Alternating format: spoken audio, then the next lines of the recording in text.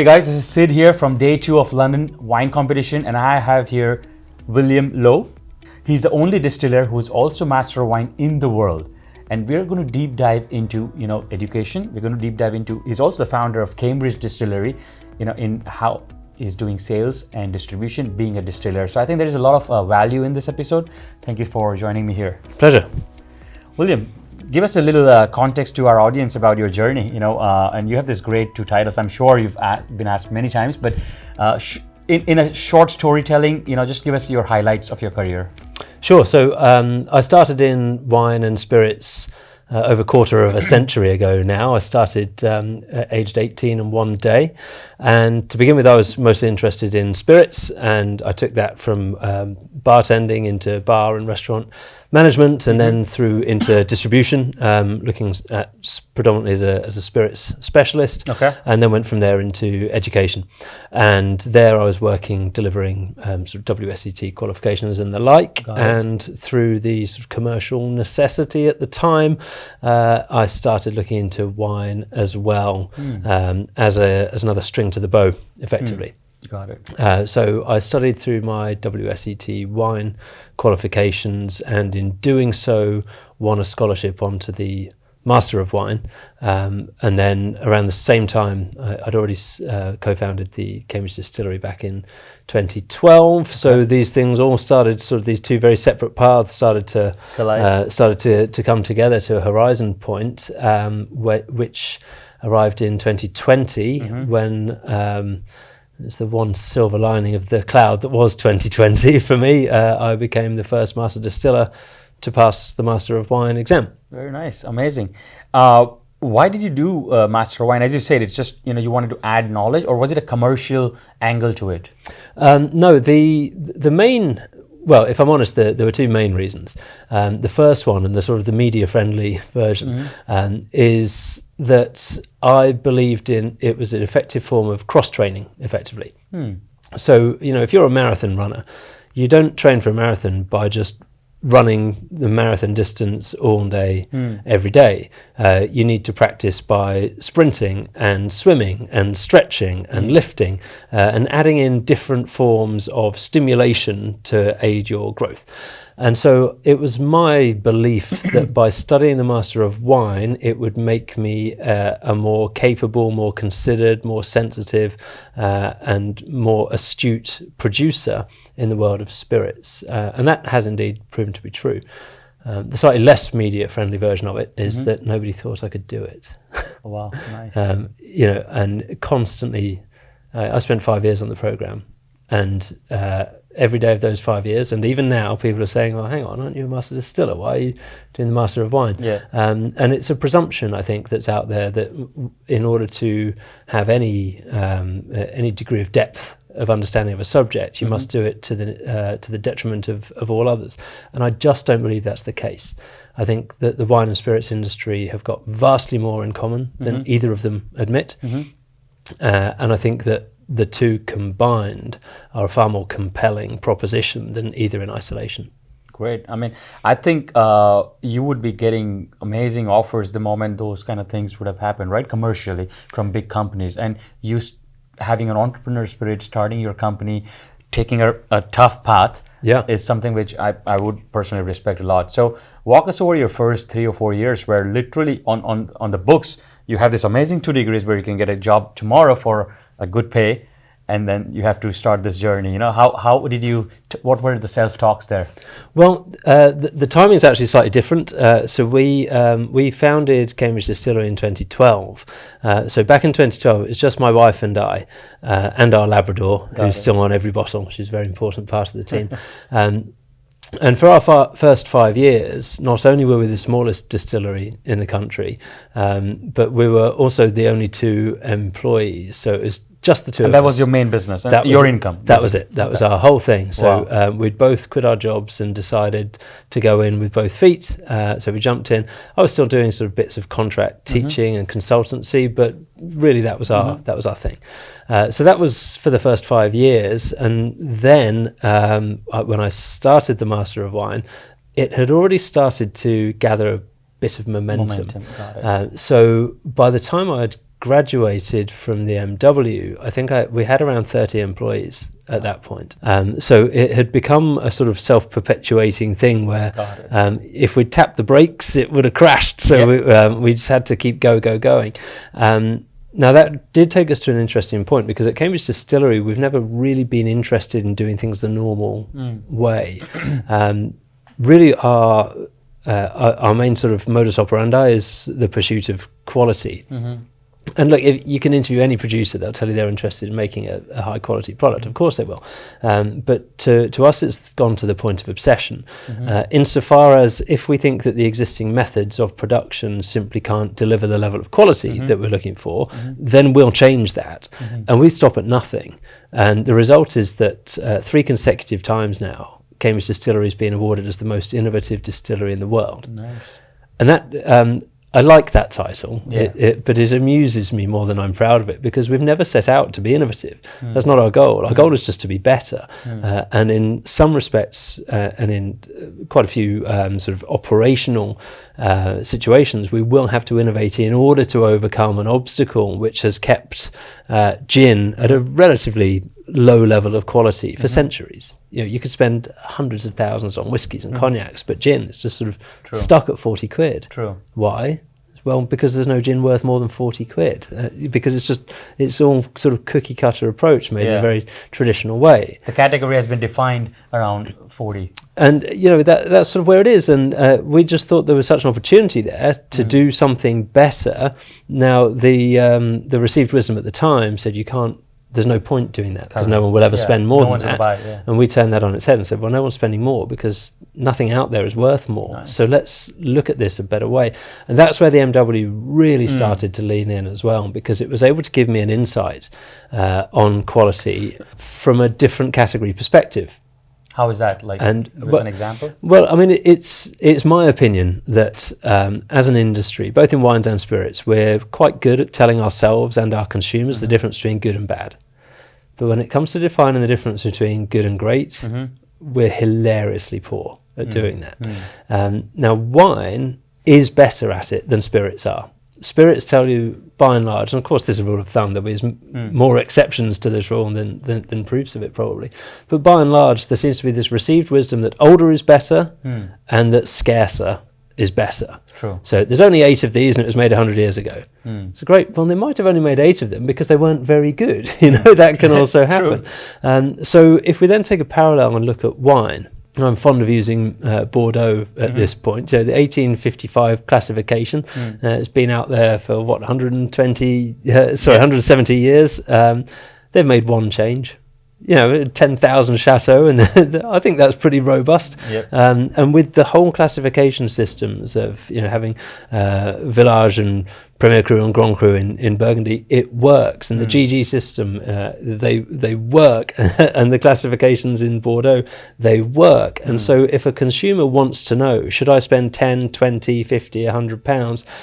It's obvious to them, and it's obvious within the industry as well, so that producers can make quality and price appropriate decisions whilst they're making their wine. Shortcuts, you know, if you go into Petrus and they're using oak chips, then, you know, I'll eat my words, but they'll be sourcing the highest quality of barrels. Whereas if your winemaker intention is to deliver a perfectly gluggable wine for £6, and you go out looking for the highest quality French oak, then you're mad. So I think having that really well-defined quality structure enables both the consumer and the producer to make better educated, better informed decisions. And so by taking that learning and bringing it into a category, not only that's different from wine, but also one that really didn't have an upward-leaning quality hierarchy. There's a downward-leaning one. There are basic minimum requirements that you must achieve in order to be gin. ABV, lack of sugar, lack of artificial ingredients, for example, those kind of things. But those are basic minimum level. Those of us with a quality intention aspire to far greater than those minimum levels. So really that was a blank sheet of paper. And it enabled us to look at that through informed eyes and start to determine a path which would lift not only the quality of products that Cambridge Distillery was producing, but also undeniably has pioneered a route that has now been sort of ratified and verified and followed by other producers as well, which is a great thing for the gin category as a whole. I want to ask you about how this knowledge is helping you internally, gaining respect from your employees to making stronger decisions. You know what I'm talking about, right? Like when you are confident and when you're knowledgeable, you're perceived well, and you yourself are confident in making business decisions. Yeah. So give us 3 or 4 examples where you've actually come across where, because of this learning, this knowledge, you 100% it was applied.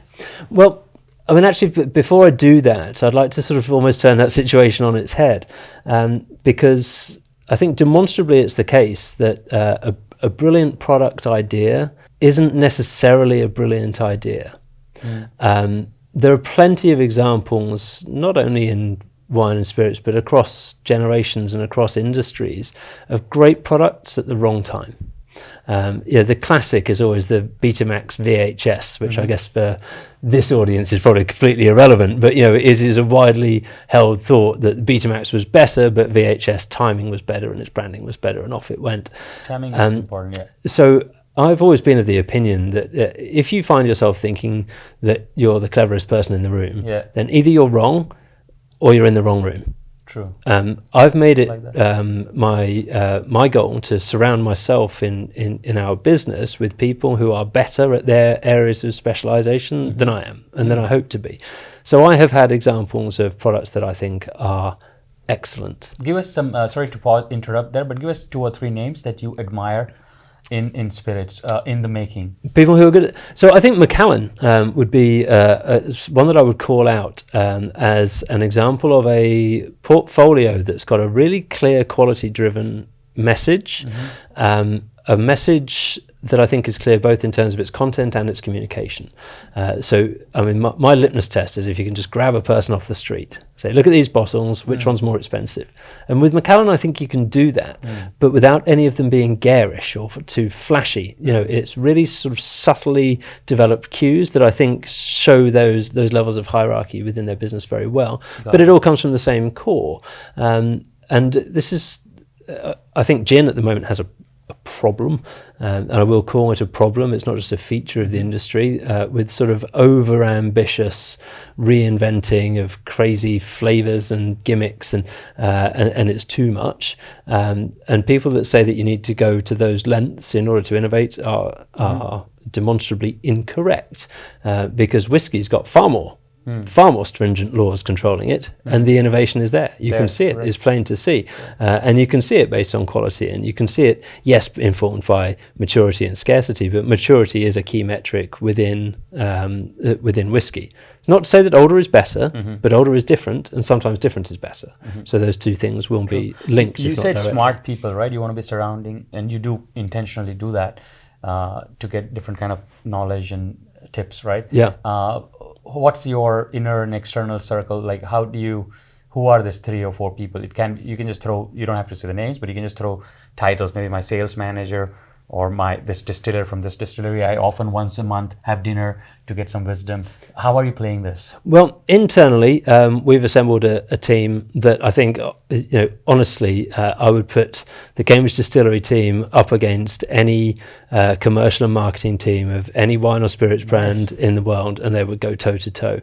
We are a small team, but incredibly powerful.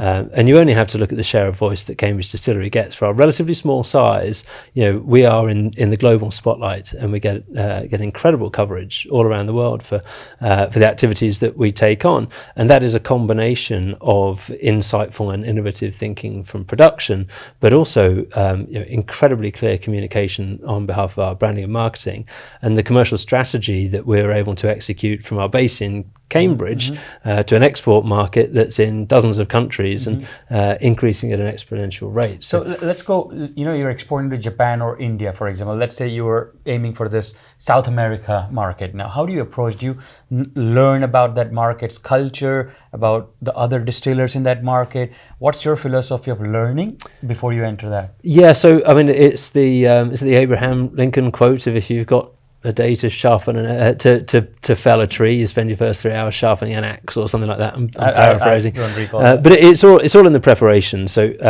before we even put that on an agenda, there would be a sort of serious level of triage that we would go through. And so, for that to be remotely feasible in the first instance, we have to be realistic about who are the consumers of a Cambridge Distillery product. And the average retail price of one of our products is greater than the average for most champagne houses. We're dealing with a luxury product. There's no two ways about that. So in order for us to spend our time, effort and resource targeting a market, we need to know that there is a market there for our level of production. So we'll have various metrics that we'll look at in terms of the appetite, the suitability. We don't necessarily rely on sort of gin stats because Cambridge Distillery doesn't really operate as a gin producer. You may see more of, is it a luxury market or not, rather than a gin market? Exactly. It's a luxury spirits market, really, is where we operate. And so for us, a far greater metric, for example, would be, presence of high-end couture stores. So if there's a Dior and a Gucci, that would be more of an interest to us than there's a gin bar with 350 gins in it. Sure. So those are the kind of things that we would operate on. And then, of course, we need to find the right partner in the market. And that's probably the most critical point for us. We do have breadth across our portfolio, and it's important that we keep all of that under one umbrella in any specific territory. So we'll need to be talking to people that can sell from the entry point of our You prefer portfolio. them to take your entire portfolio. Exactly that, yeah. Got it. Otherwise, you end up with sort of two opposing forces, and I mean, there may be a way, but I've not yet found a way that can happen in a frictionless manner. I mean, a great example, I think, I didn't go around to the external part of the sort of the network, but I've always been very impressed by the way Moet Hennessy and Dom Perignon sort of just unlinked and drifted. I think, was it... Gwyneth Paltrow's conscious uncoupling. It struck me as that, when I was coming up in the trade, Dom Perignon was nothing more and nothing less than Moet Hennessy in a good year. That was the perceived impression of it, whether that's accurate I think or not. It's the culture, right? That one song, one movie. That was it. And then, but now, you'll never find someone with those two brand names on one business card. They're separate entities in their own right.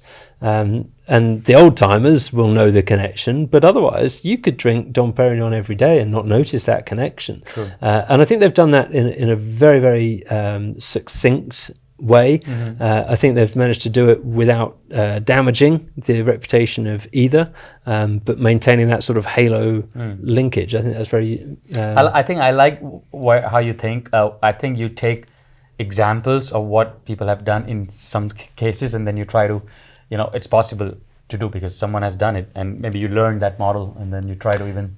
And I think in terms of a sort of a push and pull, in terms of inspiration and way of thinking, yes, I have ideas that don't get past my team, and if they don't get past my team, it's because they're not as good as I think they are. Or maybe it's too early. You stop. Often it's timing. Yeah, I mean, I do have. We've got two projects at the moment, which are they're green light projects. We're definitely doing them, but not yet. So I can't tell you. Walk on your day, right? Like I want to go a little deeper here. What do you do? What's your quick, if you go in a very quick way, can you walk us through your routine? Like, do you spend 30 minutes on just pure thinking, no devices? Walk me over your morning, and then, how do you manage your time, and then finishing your day? So every day starts, I'm usually woken up by our daughter. She's the first one up in the house. What time? She's if she lets us sleep past 6, she's being very generous. Okay. So that's the first sort of burst of energy into the day. And then my quiet time, I walk the dog most mornings along the river in Cambridge. So that's with device or nothing. No, that's the setup for the day. Got it. And then beyond that, really no days are the same. So I have days that I'll spend. But do you have a clear to-do that today there's 10 things I have to do? Yeah, so normally the day before, so yesterday I've written down what needs to be done today. Yeah, at the evening before I sort of close everything off, so I'll have my my sort of very very targeted list of things that need doing. There is a fairly high bar for things to get onto that list. because I won't have an ongoing list True. forever that I just change the Monday to Tuesday and Tuesday to Wednesday. So in that list, what I want to know is how much is, like, let's say 20%, 30% is something that you're working on, not today's problems, it's the future, it's, you know, things that will impact the company in the next 6 to 12 months. How are we playing with the matrix squad, you know, like? Yeah, so urgent, important. Yeah, Correct, I'm very familiar with it. Correct. That's basically that's a sort of a good formalized expression of how I'm doing these things. So I typically have a lot of plates spinning as well. Within the business, I'm most of the short-term, immediate-term business functions are taken care of by the team. Okay. So my job really is to have a more forward-thinking navigational role within that team. I would be thinking on a sort of medium to long-term basis most of the time.